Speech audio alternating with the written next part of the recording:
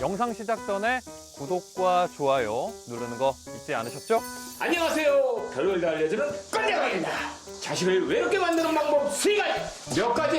원, 투, 쓰리, 세 가지. We're lost in music. We're lost in music. We're lost in music. We're lost. 누구나 여성스럽고 싶잖아, 나이 들어도. 얘는 짱이야. 난리가 났어요.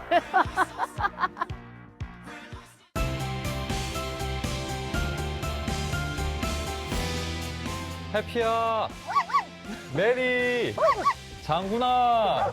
이름들 정말 익숙하시죠? 네, 맞습니다. 예전에는 집에 있는 모든 강아지는 해피, 맞아요, 고양이는 맞아요. 나비, 요즘은 콩이, 초코 이런 이름들을 많이 쓰더라고요. 이제는 반려동물 천만 시대가 됐다고 합니다. 그런데 그 이면에는 해마다 버려지는 동물, 유기동물이 또 급증하고 있다고 하는데요. 특히나 안타까운 것은 요즘 같은 여름 휴가철에 더 많은 동물들이 버려지고 있다고 하네요. 네, 여름 휴가철 우리가 몰랐던 유기견 이야기를 오늘 민생연구소에서 나눠볼까 합니다. 아이고, 예쁜 옷 입고 저렇게 찾길 한가운데를 뛰어가면 또 차 지나가면 큰일 나는데. 수가 조금 늘어는 나는 게 아무래도 사람들이 많이 뭐 이동을 하잖아요. 그러면 좀 놀러 가든지 아니면 나가려고 한다든지. 관광지다 보니까 많이들 버리고 가세요. 휴가철에 한두 마리라도 발견이 돼요. 명절을 갖다가 사람 있는데 그냥 버젓이 그냥 여기다 묶어놓고 가는 거예요. 그래서 여름철만 되면 휴가지를 중심으로 급증하는 유기견. SNS에 전국 곳곳에서 유기견 발견글이 올라오는데요.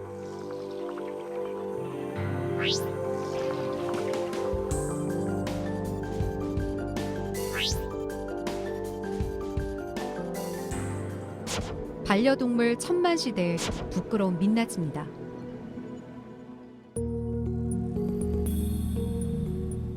통계상으로 기록돼 있는 것만 욕망 말이지 사실은 뭐 몇 배가 될지는 가늠할 수 없는 상황입니다. 서울 외곽의 한 유기견 보호소. 최근 2마리의 유기견을 구조했습니다.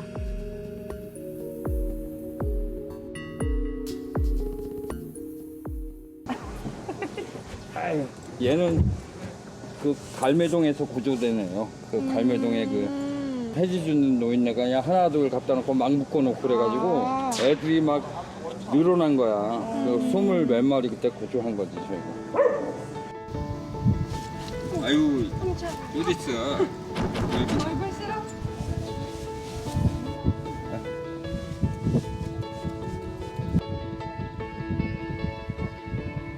인스타로 이제 물어보고 왔어요. SNS로. 와서 보시니까 좀 어떠세요? 생각보다 되게 많이 힘드실 것 같아요, 소장님이. 여기 관리하고 얘는 챙겨주는 게 보통 일이 아닐 것 같아요.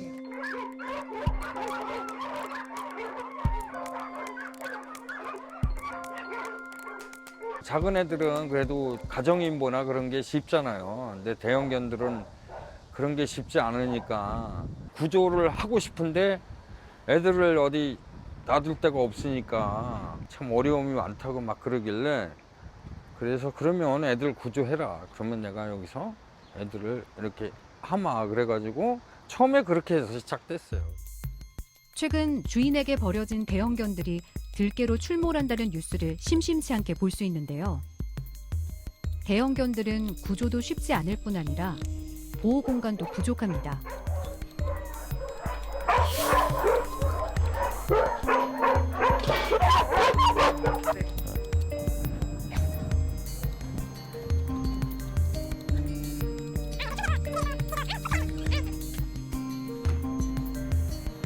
얘인데요, 여름이 이렇게 사람 좋아하고 그러는데 근데 이렇게 구석구석 이렇게 이제 상처는 있죠 아직.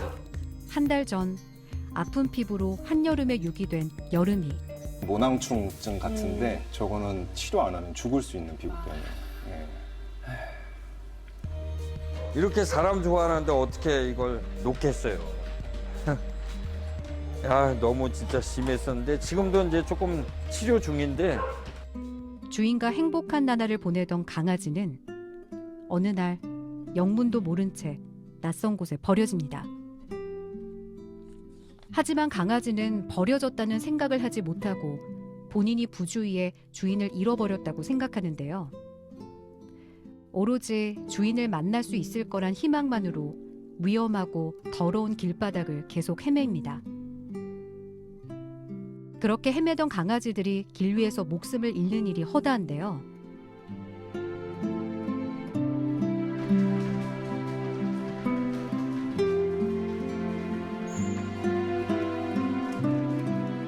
얘가 나이가 여기서 제일 많아요. 한 15살 정도 됐어요.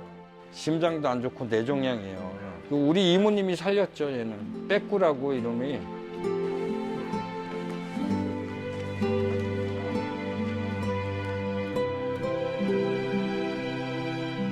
근데 애가 살려고 하는 어떤 그런 게 세요. 막 그냥 먹으려고 하니까. 보낼 수는 없잖아요. 반려동물은 가족입니다. 새로운 가족을 만난다는 결심, 신중하고 또 신중해야 합니다. 가끔 이제 입양하겠다고 오시는 분들이 있어요. 근데 각오를 하고 키우셔야 된다고. 진짜 내가 어디 놀러 가고 싶어도 좀 참아야 되고. 그러니까 그런 것까지 다 생각해서 깊이 생각해서 애들 입양하시라고 그렇게 얘기를 하죠. 강아지를 버리는 사람은 있어도 사람을 버리는 강아지는 없다고 하죠. 이 소중하고 약한 존재들이 사람의 이기심 때문에 상처받는 일이 없어야 합니다. 해마다 유기동물 숫자가 기하급수적으로 늘고 있다고 해요. 2017년에는 10만 마리를 넘어섰고 또 2018년에는 12만여 마리, 또 2019년에는 13만 5천여 마리가 또 버려졌다고 하는데 이 해마다 18% 가까이 늘고 있다고 합니다. 사실 저도 얼마 전에 제주도 바닷가에서 주인을 한동안 망부석처럼 기다리고 있는 유기견을 만났었거든요. 반려견들은 자기가 버려진 곳에서 주인을 기다리는 성향이 많아요. 네. 아마 그곳에서 버려졌을 거예요. 네. 꼼짝을 안 하더라고요. 네, 맞아요. 이번 휴가철에 버려진 이 유기견들의 사진을 한번 준비를 해봤는데요. 저기 화면을 보시면 저렇게 귀여운 친구들이 또 이번 휴가철에 또 버려졌다고 합니다. 주의 깊게 봐야 할 게 이제 차우차우, 불독, 도베르만 이런 종들이에요. 예, 크기가 좀 큰 종들이에요. 네, 새끼 때는 다 조그맣지만 공통점이 뭐냐면 반려하기 굉장히 난이도가 높은 종들이에요. 예, 근데 새끼 때 되게 귀여운 모습만 보고 선택을 하셨다가 이 친구들을 감당을 못하신 게 아닐까라는 생각이 드네요. 예. 귀여울 때만 키우고 커가면서는 책임을 안 지고. 조사를 해보니까 동물을 유기하는 이유로 가장 많이 꼽는 것이 반려동물이 질병에 걸렸다든가 노령화에 따른 병원비 부담, 그리고 또 짖거나 무는 행동 등 통제가 어려움, 이런 것들을 꼽는다고 해요. 물론 동물 병원비가 비싸죠. 네, 의료보험도 안 되고 비싼 면이 분명히 있습니다. 저도 수의사지만. 하지만 통계를 봤을 때는 버려지는 반려견들의 어떤 그런 연령을 조사를 해봤어요. 그러니까 50% 이상이 1년령 이하일 때 버린다라는 거죠. 사실은 사람들이 많이 버리는 시점이 1년령 이하라는 거죠. 노령견으로 돌입하는 순간으로 볼 수 있는 그 나이대에서 버려진 유기견은 전체 10% 미만에 불과합니다. 그럼 김지호 씨도 그 유기견 보호소 가면은 유기동물들을 많이 만나게 되나요? 많이 있죠. 애기들 키울 때 그러잖아요. 미운 4살, 미운 7살 그러잖아요. 그 정도 나이대로 따지면 이제 강아지들이 그 정도에 버려지는 거라고 보시면 되거든요. 타미를 키우면서 1년, 2년 때쯤 이 친구들이 이제 이가 많이 간지러우니까 이갈이를 많이 하고 많이 짖기도 하고 호기심이 가장 많을 때고 에너지가 많이 표출해야 되는 시기이기 때문에 그때가 가장 힘든 게 맞아요. 그래서 그때만 좀 지나면 좀 안정화가 찾아오는데 사람들이 좀 견디기 힘들어하는 것 같아요. 저 1년령 그때 순간을 강아지도 개춘기라는 시기가 있어요. 개춘기요? 사람처럼 개춘기를 지나는 시기가 있거든요. 미운 7살. 배변을 잘 가리다가 갑자기 못 가리기도 하고 어떤 행동을 안 하다가 하기도 하고 정말 에너지도 많고 호기심도 왕성하고 그에 비해서 약간 빗나갈 수 있는 행동을 하기도 하는 시기예요. 굉장히 관리가 필요하고 이렇게 좀 보호자의 관심이 필요한 시기인데 이때를 못 버티시는 거죠. 이런 거를 모르고 입양을 했다가. 전혀 이런 걸 모르고 준비도 안 된 상태에서 덥석 키웠다가 길거리에다가 버리는 이런 일이 벌어지지 않으려면 진짜 보호자 교육이 너무 중요한 것 같습니다. 이게 운전을 하려면 운전면허를 따려고 교육을 받잖아요. 똑같은 것 같아요. 강아지 키우려면 어떤 조그만 교육이라도 받고 강아지를 키울 수 있게끔 좀 만들어줘야 될 것 같아요. 네, 그런 교육도 이제 중요하지만 또 한 번 키운 반려동물에 대해서 끝까지 책임을 지울 수 있도록 하는 그런 방법들도 그렇죠. 있어야 될 것 예. 같거든요. 네, 뭐 버리지 못하게 하는 방법도 필요하다라고 봐요. 그게 뭐 내장형으로 마이크로칩을 해야 된다라는 주장을 동물보호단체나 수의사단체에서는 지속적으로 하고 있습니다. 근데 현행 법상 마이크로칩을 일원화할 수 있는 법이 아니에요. 사실 세 가지 방법으로 동물 등록을 할 수가 있거든요. 목걸이 형태로 할 수도 있고요. 목걸이 안에 마이크로칩을 넣을 수도 있고요. 근데 생각해보면 내장형으로 마이크로칩이 피부 안에 들어가 있으면 내가 이 아이를 버릴 수가 없어요. 왜냐하면 보호자 정보가 다 구청에 등록이 돼 있기 때문에 버리기에 목걸이는 그냥 이렇게 탁 빼버리면 되니까. 그 문제가 있습니다. 더 중요하고 필요한 방법이라고 생각하는 건 이제 강아지 뭐 놀이터 아니면 뭐 택시 그 외에 기타 공간, 문화 공간 같은 것들이 생기고 있단 말이에요. 그런데 거기 들어갈 때 제 생각에는 입장하는 조건으로 동물 등록을 한 보호자만 들어갈 수 있다라고 한다라고 하면 또 그런 걸 한번 이용해 보고 싶은 생각 때문이라도 동물 등록을 하지 않을까. 그러네요. 자기 이제 아이들을 더 좋은 곳에 데리고 가려면 칩을 꼭 등록을 해야 한다. 네. 이런 유인책을 주면 정말로 괜찮은 방법이지 않을까 이런 생각이 동물병원에 드는데. 올 때 그게 있으면 10% 할인 이런 거 어떻습니까? 그것도 좋은데요? 어때요? 그건 제가 사실 가정 외에도 버려지는 동물들이 또 굉장히 많거든요. 전국 각지 열악한 환경의 개 농장도 심각한 사회 문제가 되고 있습니다. 요즘 엄청나게 덥고 또 엄청나게 비가 쏟아지고 있지 않습니까? 그런 열악한 환경에서 220여 마리의 개들이 살고 있었어요. 그 개농장을 제가 직접 다녀왔습니다.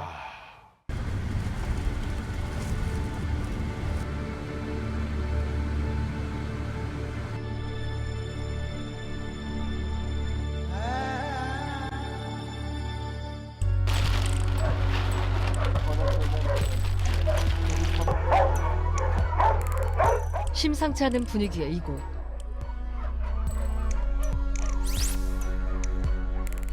수상한 개농장에 이정미 MC가 직접 출동했습니다. 저런 장이 뜬 장이라고 하죠. 네. 장이 떠 있어서 대소변이 밑으로 다 떨어지게 하는. 오늘 여기 계양산에 불법 개농장이 있고 아이들이 어떻게 지내고 있는지도 직접 보고 또 선생님 같이 가셔가지고 건강 상태도 조금 체크해 주시고 그러자고 모셨습니다. 인천 계양산 인근에 위치한 개농장. 따닥따닥 붙어있는 좁은 뜬장 속에 수많은 개들이 갇혀 있는데요.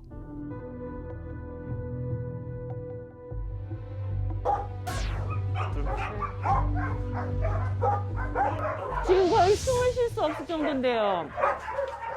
미생물들도 이제 자라주고 네. 파리나 이런 것들도 문제고 양으로 봐서는 상당 기간 쌓여 있는 것 같거든요. 지금 이 안에서도 이제 번식이 이루어져서 새끼들이 있는 것 같아요. 이 정도면 몇 살 정도? 그래서 몇 개월, 애기들, 몇 애기. 개월 돼서. 네. 태어나자마자 뜬장에 갇혀버린 기구한 운명. 아이들 보면 이빨이 안 좋은 경우들이 종종 있어요. 잇몸이 다 드러나 있고. 그게 왜 그러냐면 이제 혼자 뜬장 안에 갇혀 있다 보니까 할 게 없는 거예요. 장을 계속 물어 뜯는 거죠. 그 철장. 철로 인한 그런 접촉성 피부염이라든지 뭐 발가락이 끼인다든지 땅을 밟고 사는 것보다는 아무래도 얘네들도 삶의 질은 떨어질 수 있겠죠.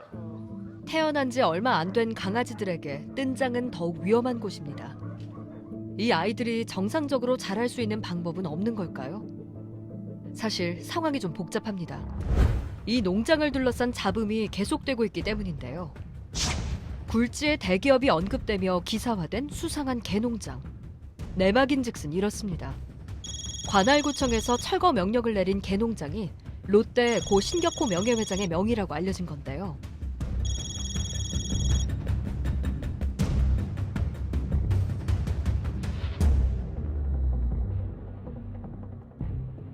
이에 대해 롯데 측은 난감하다는 입장입니다. 상속인들한테 이렇게 요구하는데 어떻게 할까요? 라고 여쭤보지만 그 개를 키울 수 있는 부지를 제공을 하겠다. 그 개를 뭐 몇 년 동안 아니면 뭐 입양이 되는 시점까지 계속 사료를 제공을 하겠다. 이렇게 다 결정을 할 수 있을지 저희는 전혀 불가능해 보이고요. 그걸 또 롯데 보고 책임을 지라고 하고 있으니 저희도 참 중간에 끼어서 난감한 상황입니다. 원래 목장에다가 법적으로 기준적으로 도달할 거는 비인을 자기가 다 끼고 들어오게 돼 있어. 구청에서 나도 여기서 보고 들어와요. 그리고 어디 이런 데가 다니면서 살려고 한다고 양보를 해야 되는 거다. 아직은 통보도 못 받았어요. 여기 개 키우던 아버님은 어디 가셨어요? 네. 아버님 키우셨던 거예요? 저 개들도?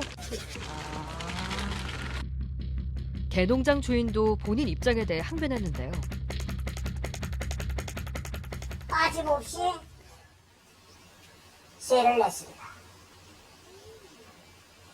92년부터 소를 기르고 시작을 하고 매스컴에는 불법으로 들어왔다고 퍼뜨렸어요. 이거는 위법이야. 그 자체가 이거다. 내용도 모르고. 땅 주인인 고 신격호 회장 측에게 꼬박꼬박 세를 내며 농장을 운영했던 건데요. 농장주 내외는 소농장도 함께 운영 중입니다. 어느 농장이면 대한민국 천이면 천 다 마찬가지야. 소농장이면 개농장이고 땅이나 누구 말이야. 한 마리 길에다가 10마리 길이게 되고 10마리가 20마리 길이게 이런 실정이야 우리가.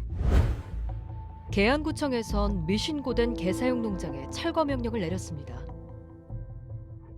우리나라가 아직까지는 개벌이 먹는 게 불법이 아니잖아요. 그러니까 아직은 우리가 이걸 충분히 팔아서 생계도 할 수 있고 쓸 수 있는 건데 근데 구청에서도 뭐라 그러고 하니까 와서 하나 일하는 데까지 되면 다 가져가라 그리고 했던 건데 동물보호단체는 개들을 도살하려고 했던 농장주에게 개들을 샀습니다.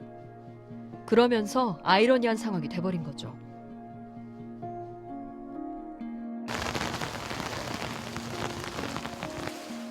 동물보호단체 자원봉사자들은 비가 와도 햇빛이 내리쬐도 매일매일 농장에 와서 개들을 돌본다고 하는데요.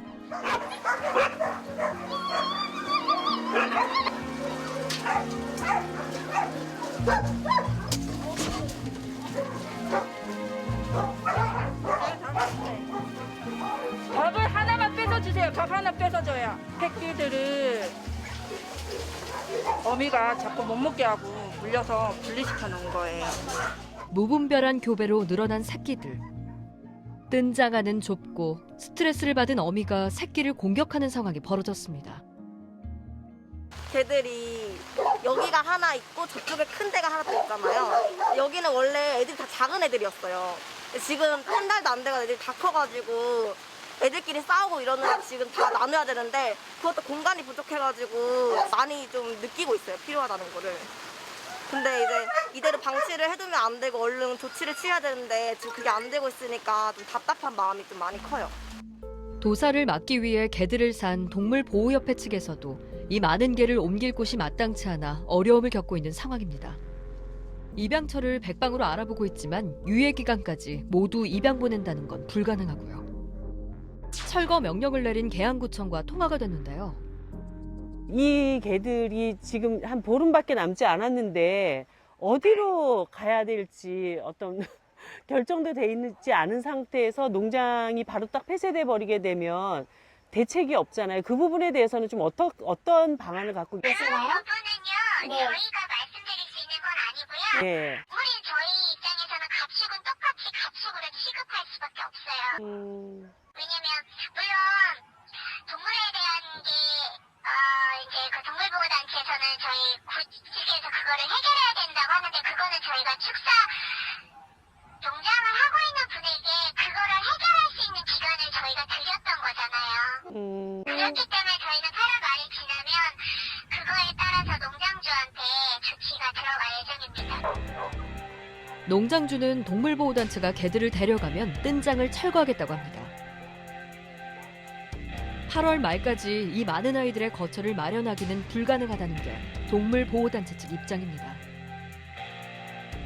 좁혀지지 않는 각자 입장 차이 때문에 가장 고통받는 건 260여 마리의 개들인데요. 이 많은 개들은 어떻게 되는 걸까요? 뭐 저도 저런 농장을 가본 적이 몇 번 있는데 은폐돼 있는 그런 비밀의 장소 같은 거라고 보시면 되세요. 영상에서 봤을 때도 굉장히 깊은 산 산 속으로 깊은 속에 들어가 있고 제가 있잖아요. 예전에 그 개농장 구출을 갔을 때는 아예 동네에서 그 개농장을 볼 수 없도록 땅을 밑으로 파가지고 지하에다가 빛 한 점 벙커처럼? 들어오지 않는데 예. 어. 거기다가 개를 그렇게 키우더라고요. 유기견이나 개농장 문제와 관련해서 관리 부서가 명확하지가 않잖아요. 혹시 김주호 씨는 수의사가 뭐 어느 부서의 소관일 것 같으세요? 뭐 보건복지부도 있을 거고 환경부도 있을 거고. 그러게요. 또 그렇게 물어보시니까 저도. 수의사는 농림축산식품부 소속입니다. 소나 말 같은 그런 동물들도 많으니까 그쪽인 맞아요. 건가요? 뭐 네. 물론 뭐 농림축산부 소속인 게 우리나라만 그런 건 아니에요. 미국도 그렇고 뭐 독일도 그렇습니다. 근데 문제는 뭐냐면 이게 농림축산식품부라는 걸 말씀해 주신 것처럼 이렇게 산업동물을 주로 다루는 부서거든요. 그래서 생산성이랑 크게 연결이 돼 있는 부서란 말이죠. 그런데 거기서 이제 동물 복지를 같이 다룬다라는 게 이게 말이 되냐는 거예요. 동물복지 정책과가 있는데 제가 알기로 그때 20대 국회에서 그 과에서 이 일을 담당하시는 분이 2명인가 3명인가 밖에 안 되는 걸로 알고 있어요. 구청의 어떤 동물복지과가 일자리 경제과에 소속돼 있는 경우도 있어요. 이게 얼핏 생각해봐도 사실 말이 안 되는 상황인 거죠. 지금 이 많은 동물보호단체에서는 동물기본법을 빨리 제정을 해서 어떤 하나의 부처로 관할해서 그 관리할 수 있도록 해달라 맞습니다. 이런 요구들을 하고 있죠. 이제는 유기견 보호센터에서도 사실 15일 동안 주인이 나타나지 않으면 입양되지 키우겠다는. 않거나 네. 예. 그러면은 안락사가 진행되는 보호자마다 다르고요. 지자체마다 또 다르고. 일반적인 경우가 이제 15일에서 20일. 평균적으로. 예, 예. 네. 이렇게 반려동물이 많이 벌어지다 보니까 뭐 필요악이라고 할 수 있죠. 대형견들은 더 입양되기가 어려운 걸로 알고 있습니다. 우리나라가 아무래도 아파트나 이렇게 좁은 집 공간에서 살고 있는 것도 있고요. 경제적인 이유도 무시할 수는 없습니다. 예. 마당이 있는 것도 아니고 이렇다 보니까 결국 갈 곳은 국내에 없으니까 해외인 거죠. 김지호 씨께서는 안락사 직전에 있었던 아이를 입양하신 걸로 화제가 좀 됐었는데 어떻게 해서 그 인연이 시작이 되었나요? 유기견 보호소 저희가 다니는 곳이 있는데 와이프랑 거기를 이제 사실 와이프가 다니던 곳인데 제가 몇 번 따라갔어요. 연애하실 때요? 네, 그렇죠. 연애할 때부터 이제 따라다녔는데 유기견 보호소에 있다가 어느 일정 기간이 지나면 이제 강아지들이 너무 많이 있기 때문에 좀 안락사를 당해요. 그래서 좀 유심히 보고 있던 친구가 하나 있어서 원래는 이제 임시보호로 데리고 있다가 저희가 아무도 데려가는 친구가 없어서 그 친구를 이제 가족으로 네, 하게 된 동물이 바로 크리미. 크리미. 예. 네. 저기가 보호소였던 걸로 기억하는데 예. 저희가 이제 데려온 날 저기가 작은 방 저기서 나오질 않았어요. 이제는 버려지면은 뭐 주인 찾아 산만리가 아니라 해로까지 입양이 보내지는 그런 실정인데요. 이것도 안 되면 안락사가 된다고 합니다. 반려견 사지 말고 입양합시다.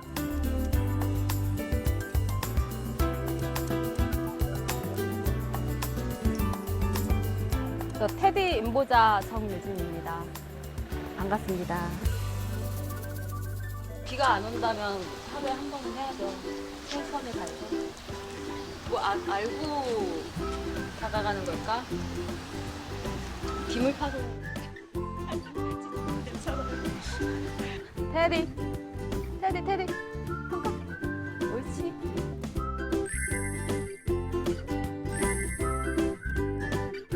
아이고 예쁘게 생겼어요. 네. 응? 호기심이 많은 것 같은데요. 눈이 딱 땡글땡글. 엄청 애교쟁이죠? 엄청나. 몇 살이에요? 1월생으로 추정하고 있다고 했거든요. 1년생. 그래서 지금 7개월? 7개월, 8개월.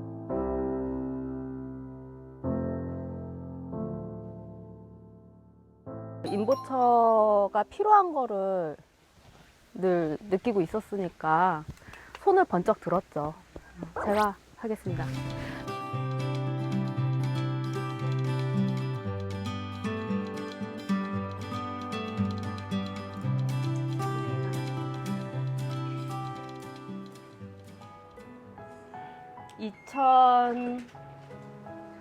18년 가을에 데리고 왔고요. 나름 편안한 방송으로. 지금 찹쌀이는 작년 11월 달에 데리고 왔는데요. 얘도 호스피스 입양이고요. 그 기저귀를 꼭 하고 있어야 되고요.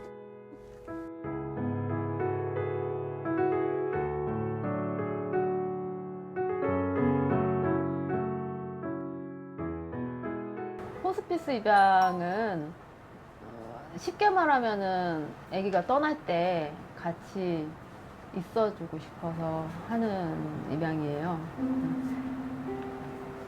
근데 애들 고생했잖아요. 지금까지 고생했으니까 죽을 때는 아무도 없는 견사에서 혼자 거둥대다 죽는 거 말고 편안하게 그냥 이 정도면은 난 보상 받았어 이러면서 갔으면 좋겠어요. 그때. 사람이 돌봐주지 않으면 스스로 이제 배변도 하기 힘든 아이들을 이렇게 네. 호스피스 입양을 하신 게 정말 대단하십니다. 일반 입양보다도 훨씬 더 마음을 굳게 먹어야 되는 입양이 아닌가. 그럼요.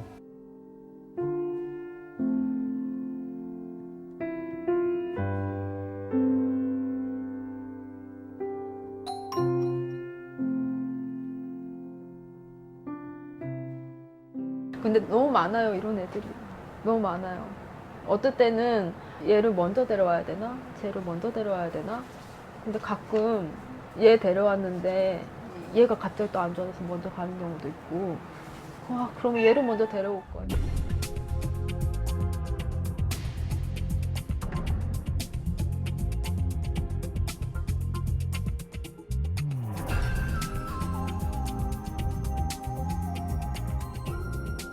사람으로 태어났으면 너무도 당연히 환경과 자연과 동물을 책임지고 잘 보살필 의무가 있다고 생각해요. 생명에 대한 존중은 인간의 도리라고 생각해요.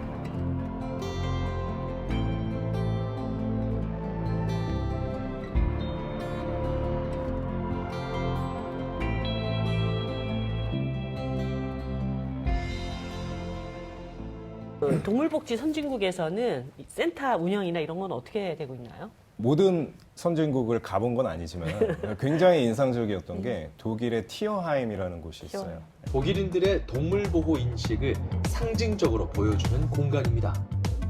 정부의 지원을 비롯해 시민들의 후원과 봉사로 유지되는데요. 동물을 물건처럼 사고 파는 펫샵이 없는 독일에선 티어하임을 통해 입양이 활발히 이루어지고 있습니다. 유기견 보호소라는 걸 알고 갔는데 만약에 모르고 갔으면 동물원이라고 생각을 했을 거예요. 아니면 테마파크? 놀이기구가 있다는 게 아니라 아이들이 관리되고 있는 상태가 정말 이거는 충격적이었어요. 내 집에서 반려견이 크는 것처럼. 네, 그 이상이죠. 티어하임은 역사가 굉장히 오래된데 한 1895년 정도에 창립된 걸로 알고 있어요. 100년이 넘었죠. 안락사가 없어요. 안락사가 없고 한 90% 정도는 가정으로 매칭이 되고 10% 정도는 평생 거기에서 살게 됩니다. 뭐 독일 같은 경우에는 티어하임뿐만 아니라 되게 유명한 게 뭐 보유세, 반려동물 보유세가 따로 있죠. 뭐 김지호 씨가 반려하시는 불독 같은 아이들은 또 굉장히 보유세도 비싸요. 대형견이고. 얼마 정도 할까요? 뭐 그거는 주마다 조금씩 다르지만 마리당 한 10만 원 정도, 네, 그 이상 매년 그 금액을 내야 되는 거죠. 네, 결국 그런 재원이 확보가 되다 보니까 티어하임이라든가 강아지를 위한 어떤 시설들이 충분히 마련되고 있는 면도 분명히 있습니다. 저희도 차라리 세금 냈으면 좋겠어요. 저희도 당당하게 얘기할 수 있게끔 견주들이. 네. 지금은 좀 견주들이 뭐 좀 목소리 높이기가 좀 쉽지가 않은 상황이거든요. 뭐 개를 키우지 않는 사람들과 어떤 좀 충돌이 많은 상황이다 보니까 차라리 견주들도 강아지 키우면서 당당하게 세금 내고 복지 혜택 같은 것도 좀 당당하게 받고 뭐 이럴 수 그래야 있는. 유기견 보호소나 이런 사각지대에 있는 동물들의 복지까지 좀 생각할 그렇죠. 수 있지 예, 않을까. 두 분 마지막으로 한 말씀씩 해주시면 좋겠어요. 뭐 반려견을 입양한다라는 게 얼마나 무거운 의미인지 다시 한번 이거는 정말 말뿐만 아니라 생각을 해보셨으면 좋겠어요. 근데 개를 키우는 순간 무조건 일일 산책해야 돼요. 최소한. 단순하지만 이런 내 삶의 모든 부분이 다 바뀌는 거거든요. 이런 부분에 대해서 다시 한번 고민해 보시고 입양할까 말까 망설여지시면 입양하지 않는 거를 저는 추천드립니다. 펫샵에서 일단은 사시는 거는 네. 안 되고요. 유기견 보호소에 사랑을 기다리고 있는 아이들이 너무 많이 있거든요. 가셔서 일단 임시보호를 먼저 해보시면서 마음을 좀 통해보시고 그러고 나서 입양을 결정하시는 게 좋을 것 같아요. 생명을 정말 아끼고 존중하는 마음으로 입양했을 때 또 그 생명을 끝까지 책임질 수 있는 것이 아닌가 그런 생각 듭니다. 네, 오늘 두 분 좋은 말씀 감사합니다. 감사합니다. 감사합니다.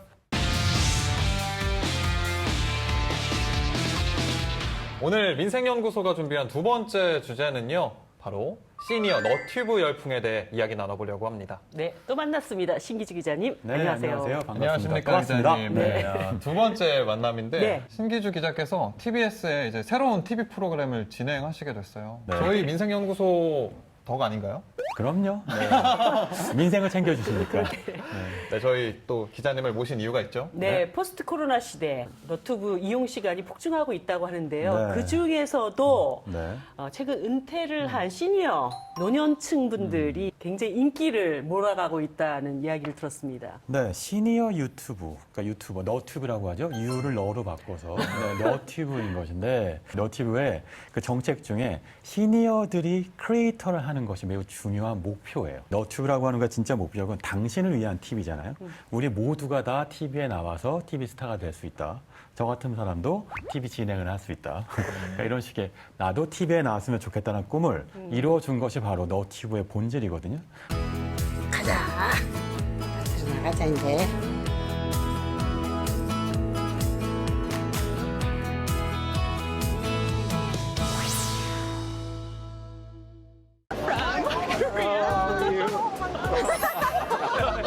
친구들 안녕. 옛날 해방 얘기를 좀 하려고. 나는 깐지 할머니. 너그 들의 할머니. 귀여운 똥 강아지. 친구들 안녕. 나는 깐지 할머니.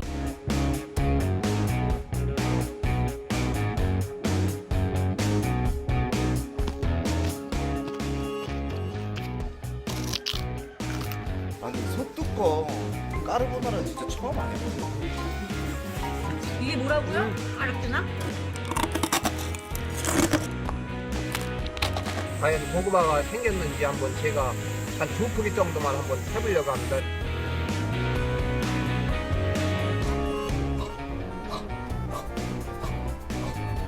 마마무 부르베 하사 아가씨를 짱짱할게요. 하사 오늘의 메이크업 끝. 국내에서도 많은 분들이 사랑해 주셨는데 의외로 해외에서 많은 분들도 사랑해 주셔가지고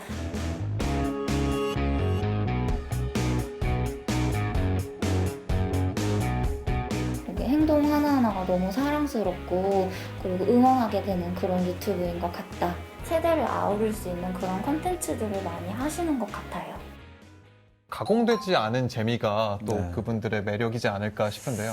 오래 사신 분들의 경험, 지혜인 것 같아요. 가끔 하다 보면 툭 던지는 말 자체가 저분의 내공이 엄청나다는 느낌이 있잖아요. 보통 젊은 크리에이터들이 하는 건요. 내가 이쁘다, 아름답다, 아니면 뭐 플렉스라고 하죠. 내가 네. 정말 많이 돈을 벌었다, 또는 어떻게 하면 돈을 번다.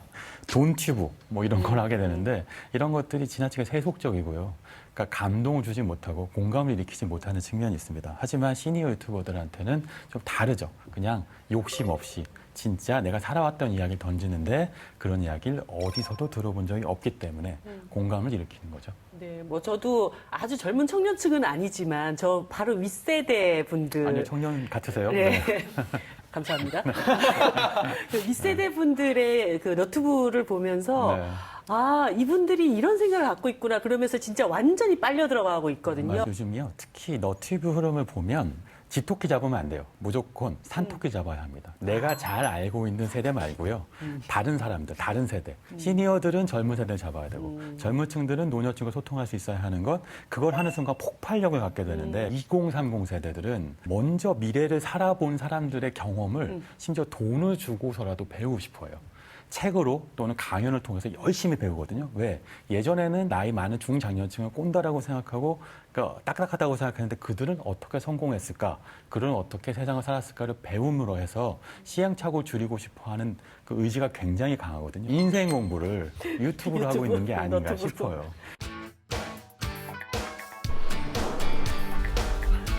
안녕하세요. 네, 안녕하세요. 꼰대박입니다. 꼰대박? 네. 허세 부리고 싶어서.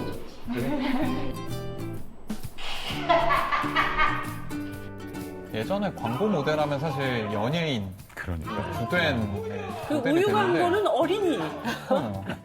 안녕하세요. 별걸 다 알려주는 꼰대박입니다. 다들 찐따 만드는 방법 3가지. 몇 가지? 3가지! 3가지! 3가지! 첫 번째, 독재자가 되세요. 아들이 딱 3가지만 알려주시니까 집중이 딱 되는 것 같고. 저것도 너튜브 문법의 기본이더라고요. 네. 딱 3가지만 짧게, 간단하게.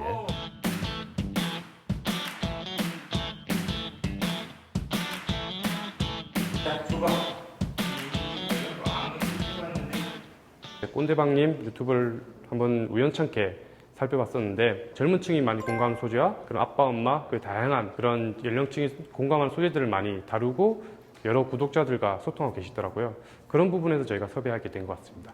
유튜브 친구들 안녕. 1일차 유튜버 현입니다. 시작하기 전에 구독과 좋아요 잊지 마시고요. 그럼 저와 함께 가보시죠.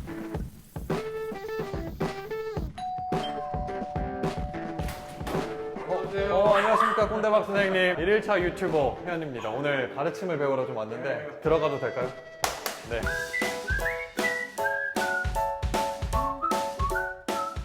꼰대박 선생님의 이제 유튜브 스튜디오에 제가 예. 이렇게 자리를 했습니다. 예. 어떤 순서로 찍으시는지 저한테 차례차례 좀 알려주세요. 예, 제가 15,000원 주고 산 삼각대와 오. 그 위에 제가 쓰고 있는 핸드폰을 이렇게 장착을 해놓습니다.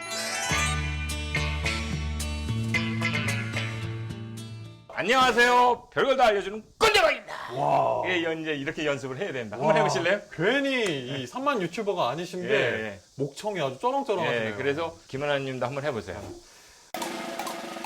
안녕하십니까 김진현입니다. 안녕하십니까 1일차 유튜버 김진현입니다. 오, 처음인데 잘하셨어요. 이거 하다가 이제 전화가 오거나 메시지가 오면 이게 촬영이 끊기거든요. 네. 그러니까 꼭 비행기 모드.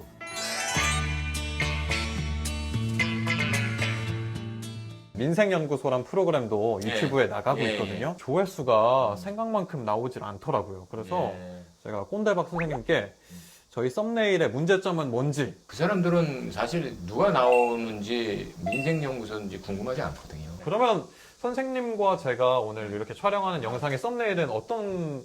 초보자시잖아요, 유튜버. 네네네. 김하나님 옆에다가 이제 젖꼭지를 물린다든지 오. 아니면 여기다가 뭐 그냥 유치원 모자를 쓴다든지. 쓴다든지 그리고 네. 너도 몰라 이 에이 이렇게.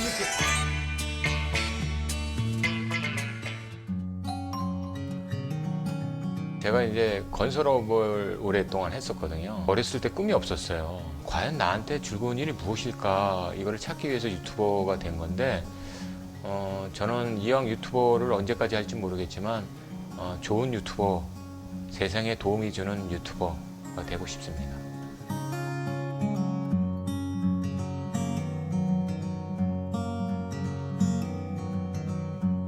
구설수에 오를까봐 걱정이 많이 됐어요. 그래서 저는 사실 반대하고 뭐 표현은 안 했지만 좋아하지는 않았죠. 근데 지금 자기가 이제 하고 싶은 일을 하게 돼서 너무 즐겁다고 그러더라고요. 아버님이 지금도 꼰대다 아니다. 하나, 둘, 셋. 꼰대다. 자기가 원래 꼰대 긴질이 있으니까 자기를 고쳐보기 위해서 자기 자신을 분석하고 이래서 자기는 하지 말아야 되겠다라는 데서 시작된 거 아닌가 싶은 생각도 있고, 솔직히 말해서 우리 남편도 꼰대죠. 왜 이렇게 해라가 아니라 이렇게 반어법을 쓰시는 이유가 뭔지가 좀 궁금하거든요. 지금까지 말씀드린 거 모아 잊으실까봐 한 번 더 강조합니다. 회사에서 꼴통짓 하다가 쫓겨나시려면 오히려 젊은 층들이 저런 이야기를 들으면서 더 공감하는. 꼰대박이 꼰대 바깥에 있는 사람이라는 뜻이더라고요. 네, 그렇게 설명해 놓으셨더군요.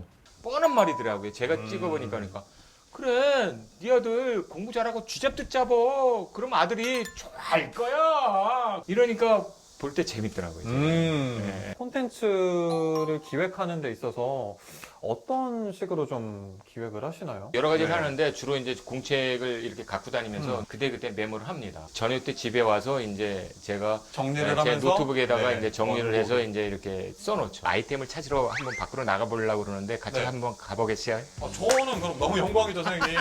그럼 우리 가봅시다. 가봅시다. 저기 죄송한데 안녕하세요. 인터뷰 잠깐만 할 수 있을까요? 원래 이렇게 취재가 어려운 거잖아요. 그냥 일상이라고 생각하고 하면 괜찮아요. 네.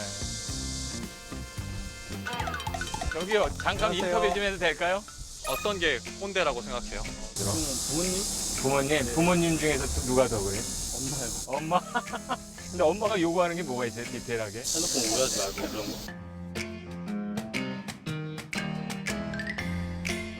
꼰대는 사실은 제가 꼰대일 수도 있을 것 같아요. 오늘 점심 뭐 먹을까 이렇게 해놓고 팀장님이 꼭 자기가 좋아하는 메뉴를 선택을 하실 때. 가정에서는요? 가정에서는 우리가 밥인데. 최근에 본 콘텐츠 중에 아주 인상 깊은 게 있었는데 저도 꼰대방님 청년수당 관련 얘기 하셨더라고요. 그거 왜 주는 거야? 진짜? 이런 거. 근데 보통 이제 시니어 세대 입장에서 보면 청년수당 하면 우리 세금 갖고 그들한테 돈 주는 거야 라는 생각 말에 멈춰 있죠. 하지만 현장을 보면 다르잖아요. 네. 그런 얘기를 현장에서 길어와서 직접 이야기를 하시는 거. 크리에이터가 소통을 해야 그러니까 듣는 이제 청취자분들도 그러니까 유저들도 사실 소통을 하게 되는 거겠죠. 보통 우유 광고 하면 네. 어린아이들, 아이 키우는 엄마들 이렇게로 생각했는데 이제 광고 모델까지 우유 광고 그러니까요. 모델까지 네. 하시는 것도 굉장히 놀랍고 역시 꼰 대박이네요. 네, 대박이죠. 네. 특히 젊은 층들을 타겟으로 네. 하는 그런 브랜드들에도 이런 시니어층들이 모델로 직접 나가시는 경우들도 많이 있다고 하더라고요. 네, 사실 패션 브랜드들한테는 청년, 젊은 층이야말로 영원한 모델이었는데요. 지금은요, 그러니까 젊은 것보다 더 매력적인 게 있다는 걸 발견했어요. 뭐냐? 아직 젊은 거. 네, 아직도 젊은 사람들이 정말 매력적이죠. 알겠어. 네. 아직도. 아직 젊으세요. 새기고 네. 가셔야겠는데요. 그럼요. 사실 young 40, young 50 이런 얘기들이 있는데 나이에 비해서 젊게 사는 것이야말로 진짜 멋있는 거잖아요. 네. 근데 심지어 거기다 게다가 30, 40대 이상, 40, 50대 넘어가면 경제력이 어느 정도 축적이 되기 마련이죠. 그런데 젊기까지 하면 아직 젊은 것이야말로 가장 브랜드들이 사랑할 수밖에 없는 롤 모델이 되고요. 그런 모델들을 시니어 모델들도 많이 이제 기용하는 거죠. 네, 안녕하세요. 저는 시니어 유튜버 60대 못 말리는 킴 여사 태미킴입니다. 변화를 주면서 나 혼자 잘 노는데 누가 뭐라 그래요? 남의 눈치 볼 거 없습니다. 이제 시간이 없어요. 여러분 부디 행복하셔야 됩니다. 아셨죠? 쉬폰인데 길잖아요. 요걸 이렇게 이제 한번 풀고. 이분도 60대 나이라고 믿기지 않을 정도로 굉장히 안녕하십니까. 뭔가 화려하게 옷 입기 이런 거 하시는데. 아유 멋쟁이시다. 난리가 났어요. 아 그래서 지방에 있는 그 주부들한테 이런 정보 알려드리면 유튜브 찍을 건데 도와줄 거죠? 얘는 짱이야. 가벼워서 다만 잘 빠그라져가지고 몇 번을 한 지금 5개째예요. 영상을 하도 찍다 보니까.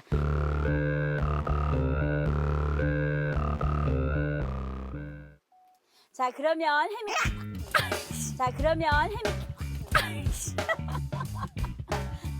칵 날아가고.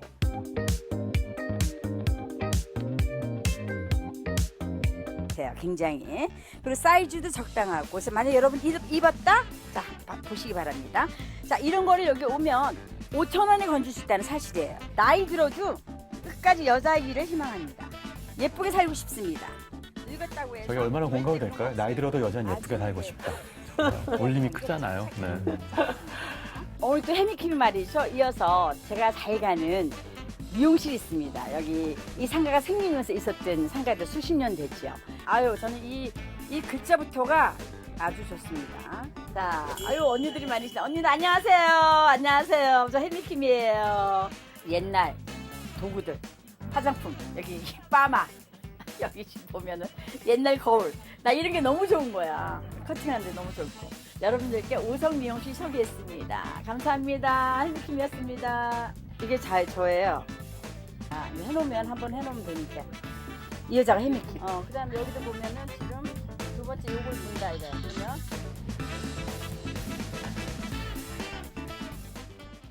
제가 뭐 하겠습니까? 이런 일을 하죠. 직접 편집하시는 그러네요. 거예요? 휴대폰 안에서.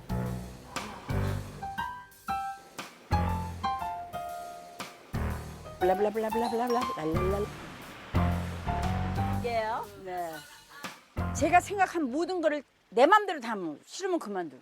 나는 조회수 상관없고 내 인생의 자서전이기 때문에 오늘 내가 이렇게 블링블링하고 잘 노는 내 모습을 어느 날 되게 아파가지고 병상에 누워있을 때 유튜브를 보면서 회상을 하면 기억력도 좋아지지 않을까. 그냥 내 생각이에요. 아무도 날 가르쳐주지 않았지만. 그래서 여러분들도 그렇게 하시면 좋을 것 같아서.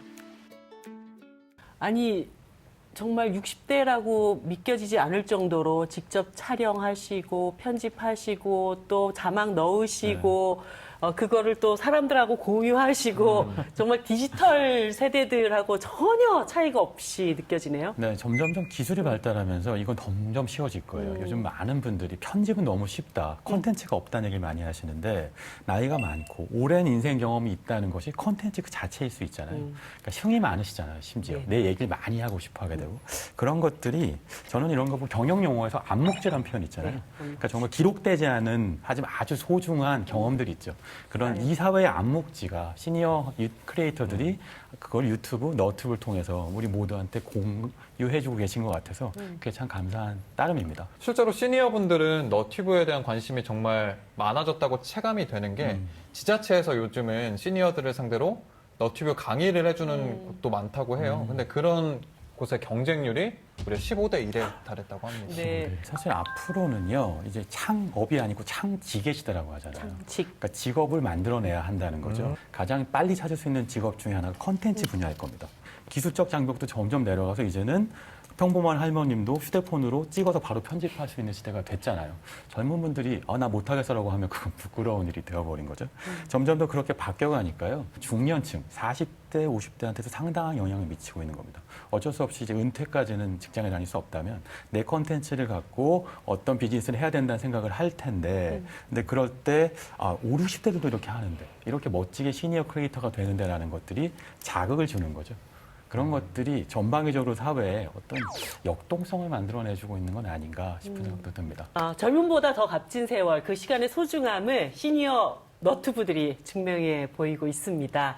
오늘 도움 말씀 주신 우리 신기주 기자님 다음에도 또 나와주실 거죠? 네, 그럼요. 네. 매주 화요일 밤 10시 30분 여러분의 할 말 많은 민생 현장을 찾아가는 민생연구소. 저희는 다음 주에 뵙겠습니다. 안녕히 계세요.